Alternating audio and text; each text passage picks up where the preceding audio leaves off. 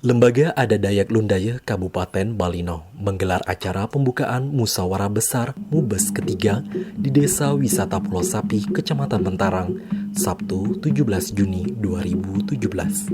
Acara tersebut dibuka secara resmi oleh Bupati Malino Dr. Jansen TPMSI yang juga merupakan Ketua Umum Dewan Pengurus Pusat DPP Persekutuan Dayak Lundaya PDL.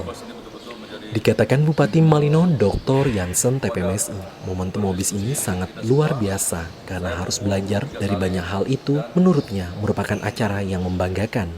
Untuk itu secara khusus sudah barang tentu dirinya memberi apresiasi yang tinggi kepada jajaran pengurus Lembaga Adat Dayak Lundaya Kabupaten Malino yang telah demisioner.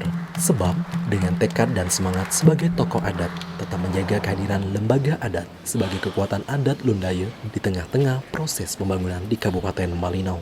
Ia juga menyampaikan apresiasi khusus kepada Lembaga Adat Lundaya Kecamatan Mentarang yang telah bekerja dengan baik sehingga acara Mubes bisa terlaksana dan terkhusus. Ia juga menyampaikan apresiasi dan terima kasih kepada tokoh-tokoh Lundaya yang telah memberi dukungan yang sangat besar dan berarti bagi semua.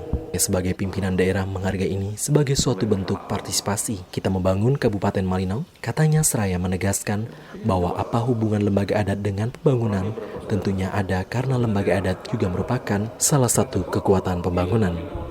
Lebih lanjut dikatakan, pemerintah daerah sudah membuka ruang yang luas dan besar untuk bagaimana semua budaya berkontribusi dan menghadirkan diri sebagai kekuatan pembangunan.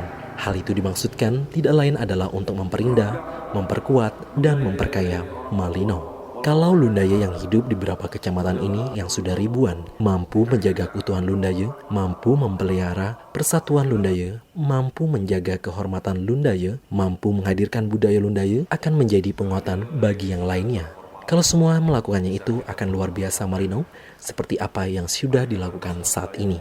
Ia sangat menghargai dan bangga kepada masyarakat Lundaya, secara khusus lembaga adat yang telah menghadirkan kapasitas budaya Lundaya di tengah-tengah masyarakat Kabupaten Malino. Ia pun meminta agar terus dilakukan dan dihidupkan sebagai bagian mencintai dan membangun Kabupaten Malino. Menurut Bupati Malino Dr. Jansen TPMSI, adat merupakan kekuatan masyarakat dan salah satu cermin kehidupan masyarakat adalah adanya budaya dan adat. Dikatakan membangun masyarakat sudah pasti tidak terlepas dari budaya dan adat, sebab kalau bicara memperkuat masyarakat, maka harus perkuat budaya dan adatnya.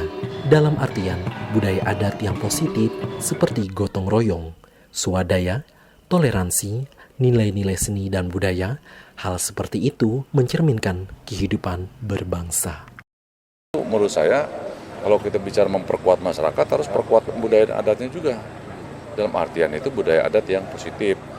Apa dia gotong royong, swadaya, toleransi, kemudian nilai-nilai seni dan budaya, itu kan mencerminkan kehidupan bangsa. Nah, kalau kita bicara tentang pembangunan, ya tidak bisa lepas dari itu. Ya, kita mau mewujud masyarakat menjadi apa? Kan menjadi masyarakat yang berbudaya.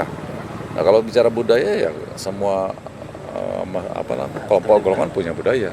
Nah, jadi ini yang saya kira yang perlu yang mendasar. Nah, oleh sebab itu membangun masyarakat Malino yang sudah bertekad menjadi kabupaten pariwisata, ya harus juga menampakkan nilai-nilai budaya itu. Ya sekarang kan aset wisata atau nama objek-objek wisata kan tidak mesti objek alam, ya, tapi dari perspektif budaya pun juga menjadi objek. Nah, kemudian hakikat masyarakat pun objek, misalnya kerukunan, persatuan, semangat kerja, itu juga objek yang memperlihatkan nilai-nilai yang berbeda dari orang-orang lain atau tempat lain, sehingga itu menjadi sebuah inspirasi, sebuah yang berkesan, sebuah yang menarik, ya kan, jadi objek wisata. Nah, makanya dikenalkan namanya